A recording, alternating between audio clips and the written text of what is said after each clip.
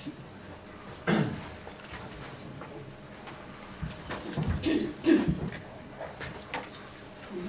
le député, monsieur le représentant du recteur de l'Académie de Paris, madame la directrice générale des ressources humaines, monsieur le secrétaire général, mesdames et messieurs les responsables fédéraux et syndicaux, mesdames et messieurs.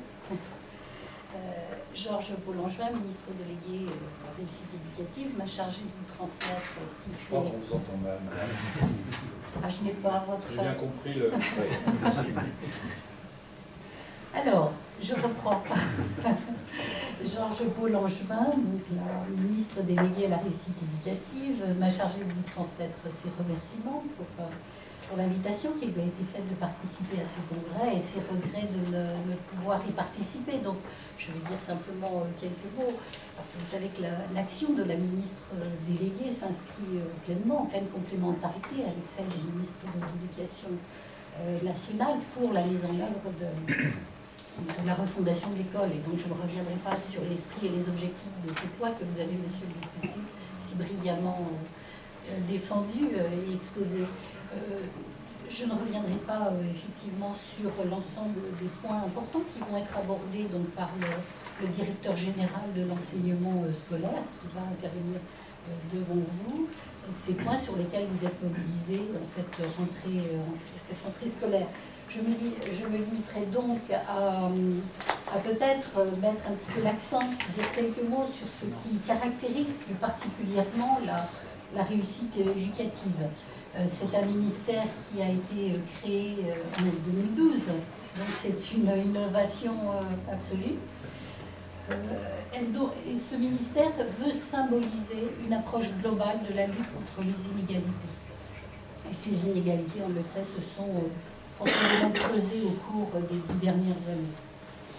Et bien sûr, cette lutte pour permettre la réussite de tous. Dans une société de plus en plus complexe, rares sont les politiques efficaces qui n'associent pas un grand nombre d'acteurs à leur réalisation. Et il en est vraiment ainsi pour la réussite éducative. C'est un point important de l'action qui est conduite au sein de ce ministère.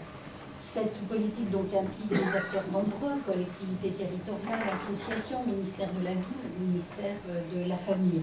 Notre première tâche a donc été de faire réfléchir ensemble ces acteurs et de faire en sorte que chacun dans son rôle contribue à prendre en considération l'enfant dans l'ensemble des dimensions de sa vie qui contribuent à sa réussite.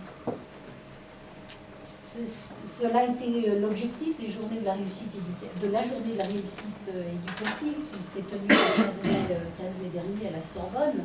Cela va se poursuivre avec l'installation à l'ENS de Lyon d'un observatoire de la réussite éducative qui constituera un lieu de ressources pour l'ensemble des acteurs. Alors, je voudrais juste donner quelques actions prioritaires que nous conduisons et qui vont se concrétiser dans les prochaines semaines. En matière de prévention de l'absentéisme, cela va se concrétiser par la mise en place d'un nouveau dispositif après l'abrogation de la loi Ciotti. Voilà. Et ce nouveau dispositif s'inscrit dans une démarche de prévention et de lutte contre les décrochages. Et nous allons aussi donner davantage de cohérence au dispositif. Ça a déjà commencé, vous le savez, avec la mise en place des réseaux focales, mais davantage de cohérence au dispositif de prévention et au dispositif de raccrochage. C'est le réseau focal, mais c'est aussi les dispositifs relais qui vont être revus. Ce sont aussi des structures innovantes dont la création va être favorisée. Le deuxième point... La deuxième action importante qui a été lancée, c'est la mise en œuvre de l'expérimentation du choix de l'orientation laissé aux parents en fin de troisième, qui a été le principe de l'expérimentation inscrit dans la loi et qui va se mettre en place dans 117 collèges et 12 académies à la rentrée, à cette rentrée. Alors, je crois que l'essentiel, et les inspecteurs information et orientation, là, vont l'entendre, je crois, ils le disent depuis longtemps, l'essentiel c'est l'accompagnement. effectivement des jeunes, l'accompagnement renforcé des jeunes et de leurs familles pour leur permettre d'effectuer des choix ouverts et qui dépassent un petit peu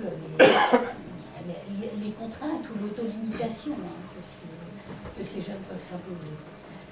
Et cela va dans le sens de la mise en œuvre du parcours individuel d'information et d'orientation qui va être défini, qui est en cours de définition.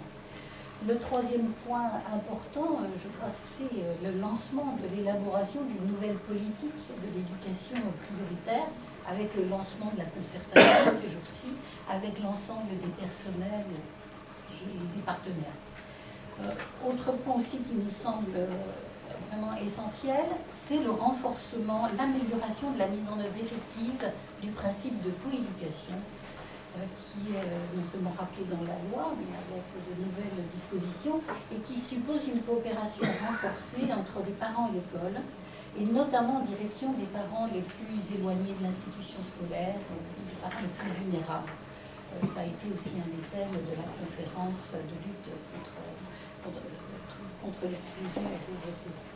Et cela devrait déboucher très rapidement sur une circulaire qui va être publiée. Ça n'achèvera pas, ça ne conclura pas le débat, puisque c'est effectivement faire progresser dans cette mise en œuvre effective, mais effectivement, la mission d'information des parlementaires va nous apporter des éléments pour poursuivre cette démarche.